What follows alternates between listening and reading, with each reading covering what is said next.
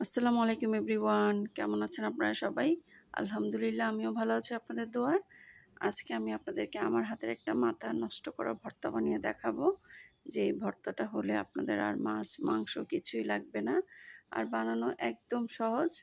মানে কি বলবো, আপনারা 5 মিনিটে এই ভর্তাটা বানিয়ে ফেলতে পারবেন আর একদম পেট ভরে ভাত খেতে পারবেন। তো চলুন তাহলে দেখে নিই পুরো ভিডিওটি। এই জন্য চুলায় আমি একটা প্যান বসিয়ে দিয়েছি, আর এর মধ্যে আমি যে দিয়ে দিচ্ছি চাপা শুটকি।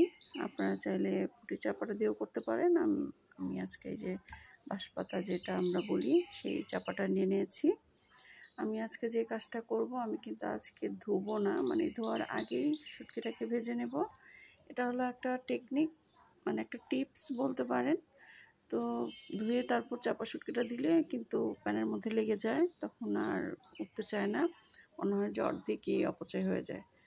তো এই জন্য আমি আজকে একদম এভাবে না ধুয়ে একটু ভেজে নেব, ভেজে তারপর ধুয়ে তারপর ভর্তা করব।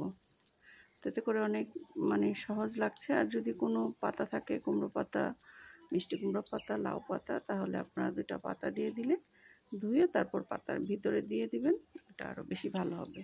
তো আমার হাতের কাছে আজকে কোনো পাতা ছিল না, তো ওই জন্য আমি আজকে এভাবে ভেজে নিচ্ছি। তো আমি এখন শুটকিটাকে উল্টে পাল্টে সুন্দর করে ভেজে নেব, কারণ যেহেতু চাপা শুটকি চুলা দেওয়ার সঙ্গে সঙ্গেই কিন্তু একদম নরম হয়ে যায়। তো আমার শুটকিটা কিন্তু ভাজা হয়ে গিয়েছে, এখন আমি নামিয়ে নেব।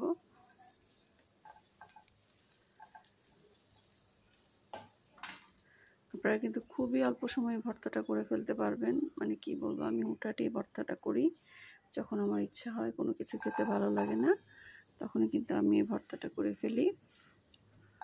তো আমি এখানে দিয়ে দিচ্ছি একটা রসুনের কোয়া, আর 3টা পেঁয়াজ, আর কিছু কাঁচামরিচ।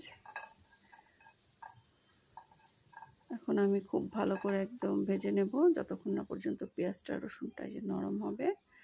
তো আমাদের পেঁয়াজ রসুন কাঁচামরিচ সবই কিন্তু একদম সুন্দরভাবে নরম হয়ে গিয়েছে। তো এখন আমি নামিয়ে নেব।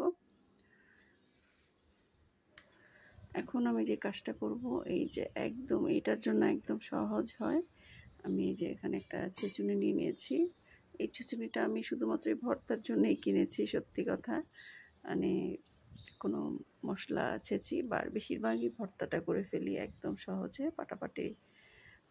বাটাবাটি অনেক ঝামেলা, অনেক মানে কষ্ট, পাটা ধোয়া, নামানো, উঠানো। এই জন্য আমি ছেঁচুনিটাতেই ভর্তাটা করি, ভীষণ মজা হয় এটা। মানে ভর্তাটা একদম মিহি হবে না, আদা ছাঁচা হবে। তো আমি সব কিছু একসঙ্গে দিয়ে দিয়েছি, আর স্বাদ মতো লবণটাও দিয়ে দিয়েছি। লবণটা একটু বুঝে দিতে হবে, কারণ এই শুটকিটাই কিন্তু একটু লবণাক্ত থাকে, এর জন্য। এরপর আর কোনো কাজ নেই, এখন আমি খুব ভালো করে একটু ছাঁচাছাঁচি করে নেব। আমার খুব বেশি মিহি করতে হবে না, একদম আদা ভাঙা থাকবে। এই ভর্তাটা কিন্তু খেতে ভীষণ মজা। মিহি ভর্তার চেয়ে আপনারা যদি এইভাবে ভর্তাটা করে খান, দেখবেন অনেক ভালো লাগবে। আপনার মাছ মাংস রেখে টেবিলে যদি এই ভর্তাটা দেন, তাহলে এই ভর্তাটা দিয়েই ভাত খেয়ে নেবে, মানে একদম গ্যারান্টি দিয়ে বলছি, এতটাই মজা এই ভর্তাটা।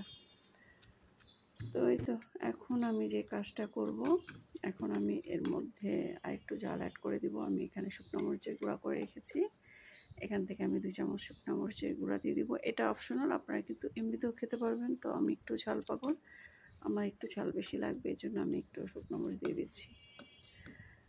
আপনারা চাইলে এভাবেও করতে পারেন, চাইলে শুধু কাঁচামরিচ দিয়েও করতে পারেন, যারা ঝাল একটু কম খান। তো এখন আর কোনো কাজ নেই, গরম গরম ভাতের সঙ্গে পরিবেশনের পালা। এতটাই মজা এই ভর্তাটা, আসলে না বানিয়ে খেলে বুঝতে পারবেন না। আশা করি আপনারা অবশ্যই একদিন ট্রাই করবেন, আর কেমন হয়েছে এই ভর্তাটা অবশ্যই কমেন্ট করে জানাবেন। আর যদি ভালো লেগে থাকে তাহলে অবশ্যই লাইক কমেন্ট শেয়ার করে দিবেন।